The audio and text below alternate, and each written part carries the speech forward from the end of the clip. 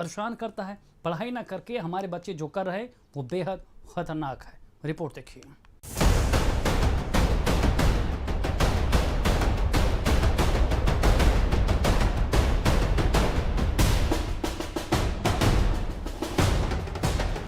अगर आपके बच्चे स्कूल जाते हैं,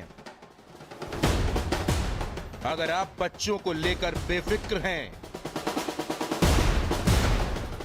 अगर आप बच्चों पर नजर नहीं रखते, तो ये खबर आपके लिए ही है। पूरी खबर देखे बिना हटिएगा मत। आज रिमोट को हाथ मत लगाना। अक्सर अपने बच्चों को स्कूल भेजकर मां बाप बेफिक्र हो जाते हैं कि उनके बच्चे पढ़ रहे होंगे, पढ़ लिख कर कामयाब इंसान बनेंगे। लेकिन इंटरनेट और सोशल मीडिया के इस दौर में बच्चे किस कदर बिगड़ रहे हैं, उन्हें इसका कोई अंदाजा ही नहीं। अंबेडकर नगर के जलालपुर से जो वीडियो सामने आया है वो हैरान करने वाला है। वीडियो पुराना जरूर है, लेकिन क्लास के अंदर जो हो रहा है वो खतरनाक है।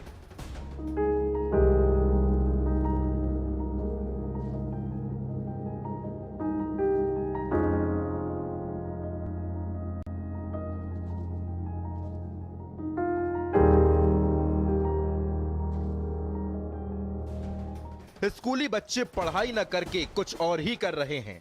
हम आपको वो वीडियो बिना ब्लर किए नहीं दिखा सकते, क्योंकि क्लास में एक दूसरे के बेहद करीब खड़े ये दोनों, ये छात्र और छात्रा अश्लीलता की सारी हदों को पार कर रहे हैं। दुनिया से बेखबर और बेखौफ ये दोनों एक दूसरे की आगोश में हैं और सारी हदों से गुजर जाने को बेकरार हैं। दोनों एक दूसरे को छोड़ने को तैयार नहीं हैं और दोनों अपना ही वीडियो बना रहे हैं। एक दूसरे से बिना कुछ बोले ये एक अलग ही एहसास को जी रहे हैं और इतने करीब हैं जिसकी कल्पना आप खुद कर सकते हैं। हम फिर कह रहे हैं कि हम ये वीडियो आपको ऐसे नहीं दिखा सकते, और हां, पूरा वीडियो तो हम कतई नहीं दिखा सकते।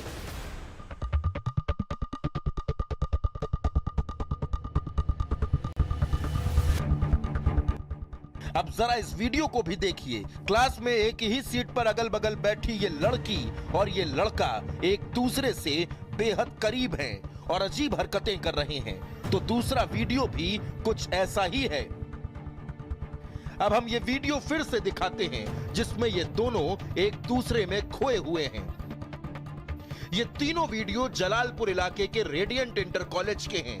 हालांकि वीडियो वायरल होने के बाद 2 छात्रों को सस्पेंड कर दिया गया है, लेकिन एक बड़ा सवाल है कि आखिर आज के स्टूडेंट्स कहां जा रहे हैं और उनके दिमाग में इतनी अश्लीलता कहां से आई।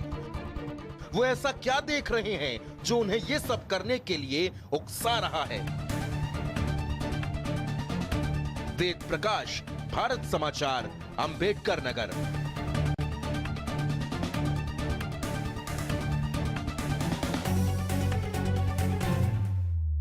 प्रदूषण को लेकर जो रिपोर्ट सामने आई है उसमें यूपी के 10 शहर प्रदूषित पाए गए। लखनऊ, गाजियाबाद और कानपुर की हालत बेहद खराब है, तो दिल्ली दुनिया की सबसे प्रदूषित राजधानी बन गई है। रिपोर्ट देखिए।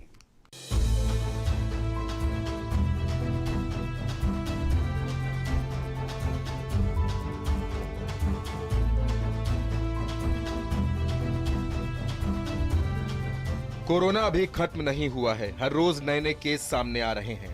इसी वक्त में एक और नई मुसीबत सामने आ गई है। मंगलवार को प्रदूषण को लेकर एक चौंकाने वाली रिपोर्ट सामने आई, जिसमें दिल्ली को विश्व की सबसे प्रदूषित राजधानी बताया गया है। हालांकि रिपोर्ट बताती है कि 2019 से 2020 तक दिल्ली की हवा की गुणवत्ता में लगभग 15% का सुधार हुआ है। इसमें बताया गया है कि सुधार के बावजूद दिल्ली दुनिया के 10वें सबसे प्रदूषित शहर और शीर्ष प्रदूषित राजधानी के रूप में स्थान बनाए हुए हैं।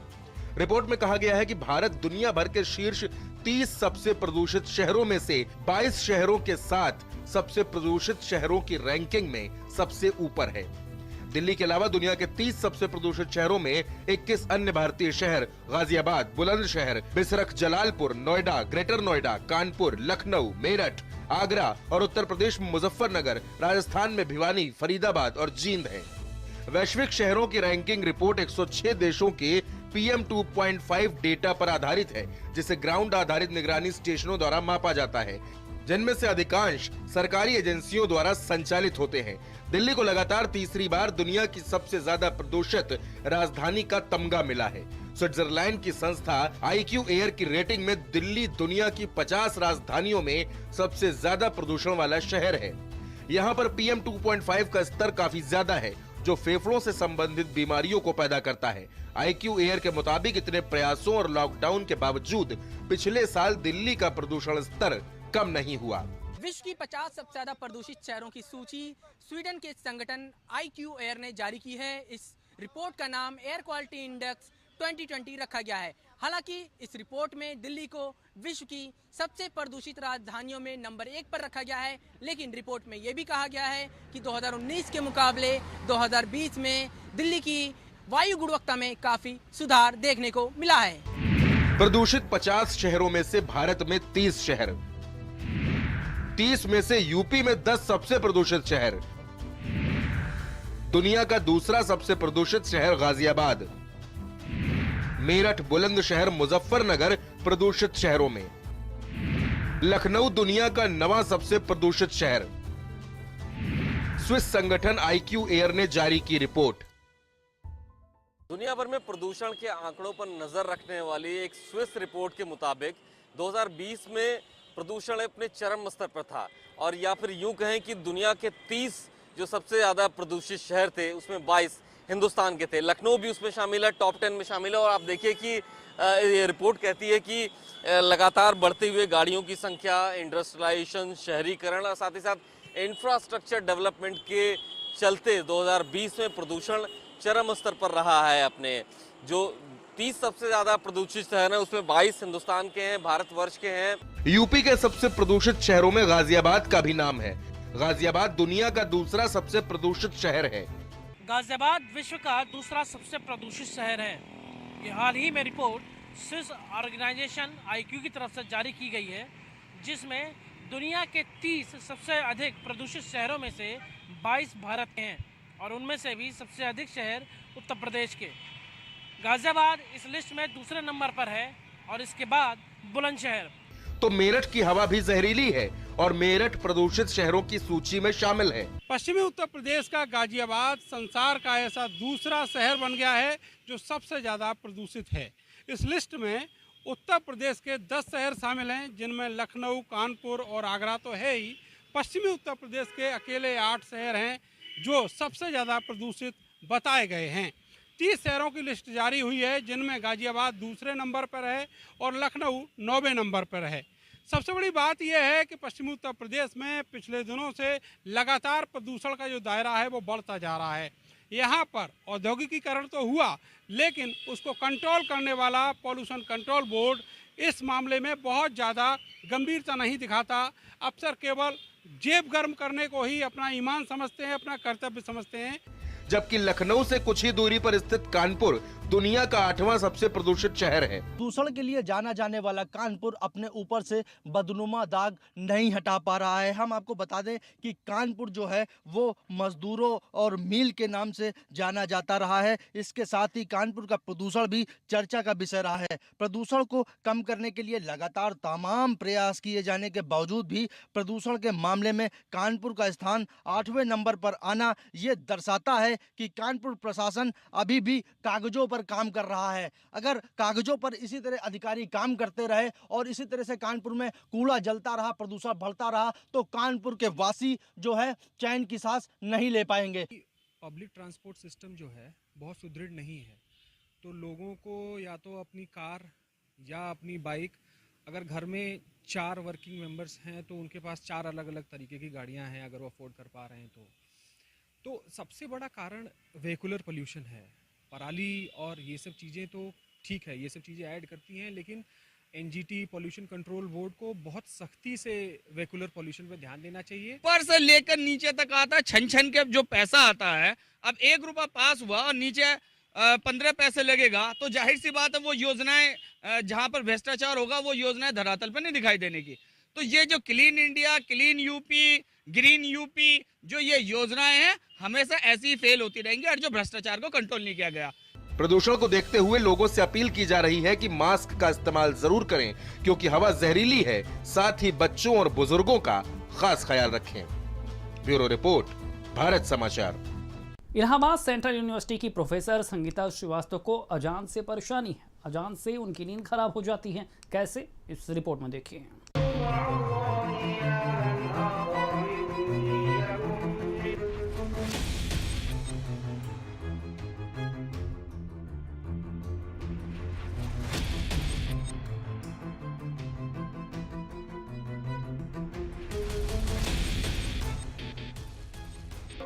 इस्लाम में 5 वक्त की नमाज अता करने वाले को एक सच्चा और मुकम्मल मुसलमान माना जाता है।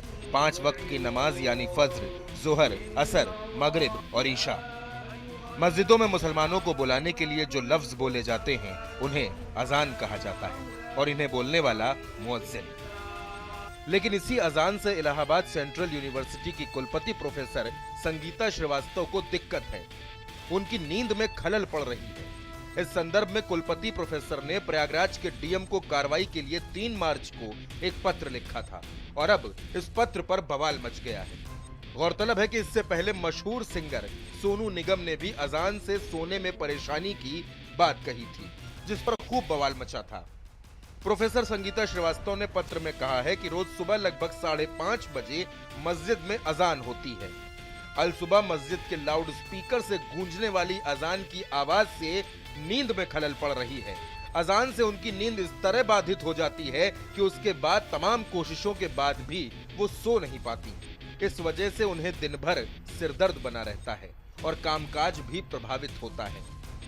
कुलपति ने पत्र में लिखा है कि आगे ईद से पहले सहरी की घोषणा भी सुबह 4 बजे होगी। ये भी उनके और दूसरों की परेशानी की वजह बनेगा। इस तरीके की बातें करना बेमाने हैं और ऑनरेबल हाई कोर्ट का इस सिलसिले में पहले से जो लाउड स्पीकर का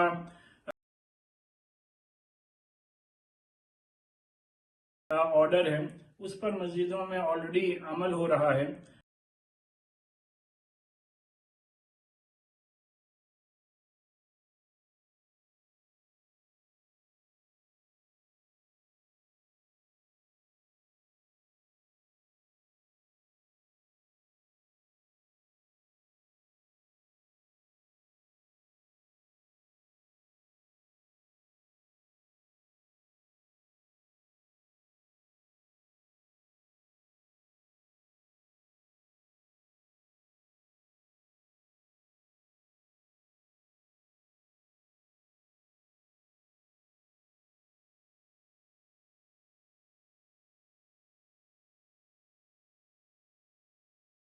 लिहाजा मेरी सबसे यही अपील है कि आइए हम और आप अपने अपने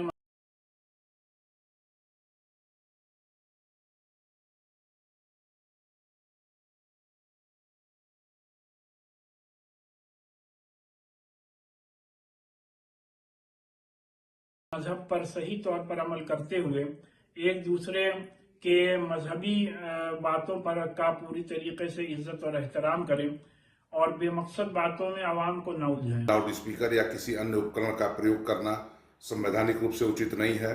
माननीय उच्च न्यायालय इलाहाबाद ने 15 मई 2020 को अपने डबल बेंच के ऐतिहासिक फैसले में इस प्रकार के उपकरणों के माध्यम से की जाने वाली अजान को गैरकानूनी बताते हुए शासन से इस पर प्रतिबंध लगाने के लिए कहा। महंगाई यहाँ कमर तोड़ है, बेनताब महंगाई है, महंगाई से लोग परेशान हैं, जीना मुश्किल हो गया है। उस पर चर्चा क्यों नहीं होती? क्यों नहीं चर्चा होती? किसान लगातार यहाँ धरने पे बैठा है, सैकड़ों किसानों की मौतें हो चुकी हैं, उसके बारे में चर्चा क्यों नहीं होती? महिला सम्मान के बारे में चर्चा क्यों नहीं होती? यहाँ जिस तरह से करप्शन बढ़ा उसके बारे में चर्चा क्यों नहीं होती? सही मायने में अगर राष्ट्र निर्माण की बात करनी है तो समाज के विकास की राजनीति करनी होगी, जाति धर्म की राजनीति बंद करनी होगी। कुलपति ने अपने इस पत्र की कॉपी कमिश्नर, आईजी और डीआईजी को भेजी है। इस मामले में डीएम ने नियमानुसार कार्रवाई की बात कही है।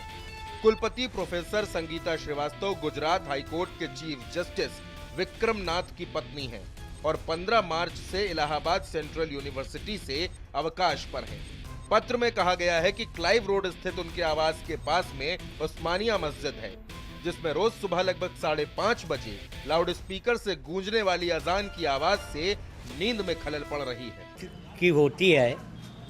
और क्योंकि शुरू से लाउड स्पीकर लगा है जिसका परमिशन भी है 2 हारन का, और इंस्पेक्टर साहब ने दरोगा जी को भेजा था कि आपका जो है लाउड स्पीकर थोड़ा तेज़ बज रहा है जिससे लोगों को डिस्टर्बेंस होता है।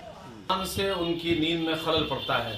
मैं कुलपति महोदय जी इसको बताना चाहता हूं, क्या आपके क्षेत्र में दुनिया भर की आतिशबाजी और पटाखे, गाजा बाजा और डीजे बजते होंगे, क्या आपकी नींद में उससे खलल नहीं पड़ता है?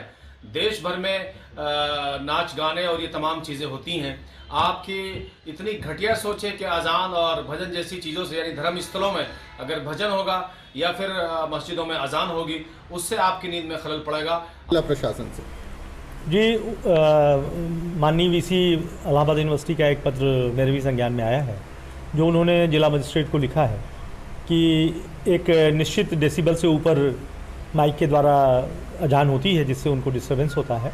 वो हम लोग इसका अध्ययन कर रहे हैं और उसमें जांच करके, और ये भी सुप्रीम कोर्ट और हाई कोर्ट की गाइडलाइन है कि 10 बजे शाम से सुबह 6 बजे के बीच में कोई नॉइस पोल्यूशन नहीं होना चाहिए। पत्र पर छिड़ी महाभारत को देखते हुए पत्र की जांच हो रही है। अब देखना होगा कि अजान को लेकर छिड़ा ये विवाद कहां जाकर थमता है। धीरेन्द्र द्विवेदी, भारत समाचार, प्रयागराज। बंगाल के बाद सीएम योगी ने असम में भी धुआंधार रैलियां की, विपक्ष पर हमला बोला और राम के साथ साथ सियासी संग्राम भी कैसे छेड़ दिया, इस रिपोर्ट में देखिए।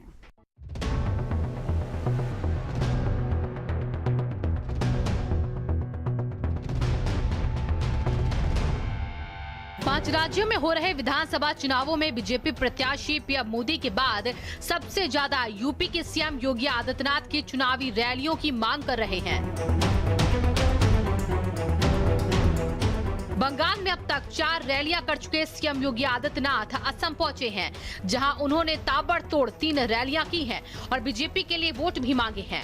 रैलियों से पहले सीएम योगी आदित्यनाथ ने मां कामाख्या के दर्शन किए और उसके बाद उन्होंने सबसे पहले होजाई, फिर उदलगुड़ी और उसके बाद रंगिया में चुनावी रैली की है। सीएम योगी ने कहा है कि बीजेपी जो वादे करती है वो पूरे करती है। बीजेपी बिना भेदभाव के सभी के लिए काम करती है। योगी आदित्यनाथ ने कहा कि मोदी जी ने मुस्लिम महिलाओं को इंसाफ दिया है, 3 तलाक 370 को खत्म किया है। सीएम योगी ने कहा कि अयोध्या में राम मंदिर का सपना पूरा हो रहा है। कांग्रेस की नीति विकास नहीं, कांग्रेस की नीति समृद्धि नहीं, कांग्रेस की नीति आप सबकी खुशहाली कभी नहीं रही। उसकी नीति तुष्टीकरण की नीति थी, एन प्रकार सत्ता प्राप्त करने की नीति थी और उसकी कीमत एक लंबे समय तक असम वासियों को चुकानी पड़ी थी, उग्रवाद के रूप में, अलगाववाद के रूप में। अगर कोई भारत की सभ्यता और संस्कृति को नुकसान पहुंचाने का कार्य करेगा तो उसको किस रूप में मुंह तोड़ जवाब देना है, और भारत की सुरक्षा में भी सेंध लगाने का कार्य करेगा तो उसका जवाब कैसे दिया जाना चाहिए। आपने एयर स्ट्राइक और सर्जिकल स्ट्राइक के माध्यम से पाकिस्तान के अंदर घुस करके जब भारत के बहादुर जवान पाकिस्तान को मुंह तोड़ जवाब देते हैं, भारत के शौर्य और पराक्रम का वह लोहा भी आपने देखा होगा कैसे दुनिया ने उसको स्वीकारा है। हर किसान परिवार को 6,000 रुपए सालाना देने में किसी प्रकार का कोई भेदभाव नहीं। यह भारतीय जनता पार्टी का न जाति, न क्षेत्र, न भाषा के आधार पर, न मत और मजहब के आधार पर किसी भी प्रकार का भेदभाव किए बगैर सबका साथ और सबके विकास की इस प्रक्रिया को आगे बढ़ाने का परिणाम है कि आज विकास की प्रक्रिया के साथ असम तेजी के साथ आगे बढ़ रहा है। यूपी के सीएम योगी आदित्यनाथ ने कहा कि मैं यहाँ राम और कृष्ण की धरती से आया हूँ और मां कामाख्या को नमन करता हूँ। योगी आदित्यनाथ ने कहा कि 2014 के बाद भारत बदला है और विपक्ष मुद्दा विहीन है। ब्यूरो रिपोर्ट, भारत समाचार। प्रधानमंत्री नरेंद्र मोदी ने राज्यों के मुख्यमंत्रियों के साथ कोरोना को लेकर अहम बैठक की और सख्ती बरतने के निर्देश भी दिए। रिपोर्ट देखिए।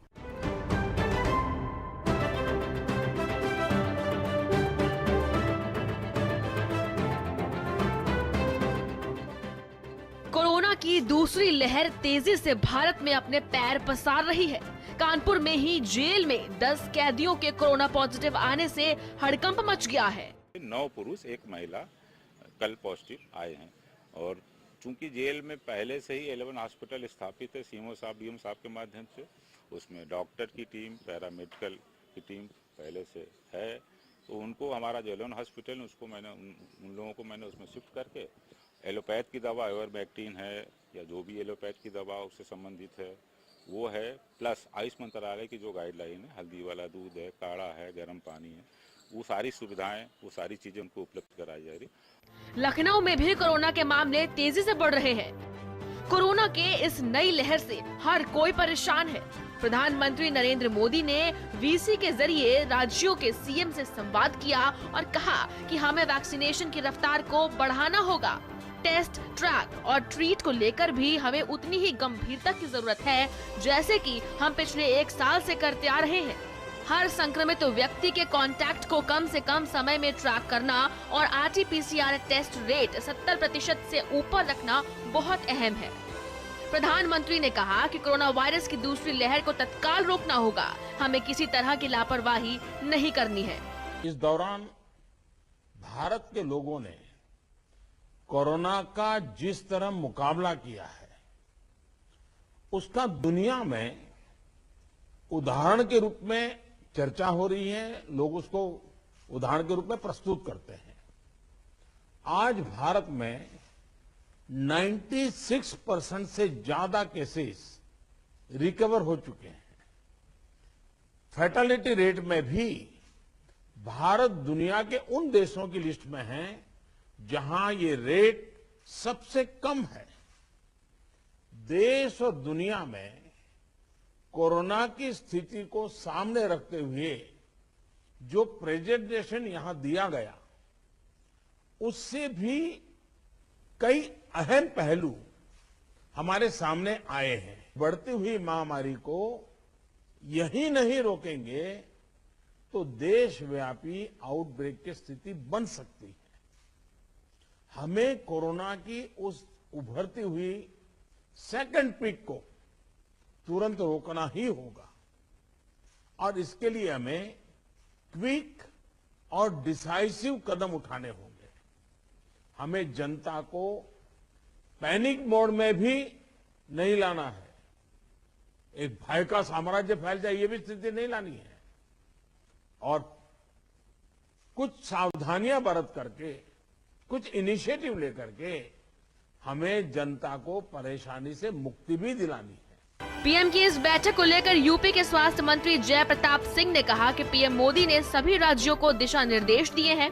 सभी राज्यों ने भी अपने सुझाव पीएम को दिए हैं। महाराष्ट्र और पंजाब में विशेष फोकस किया जाएगा।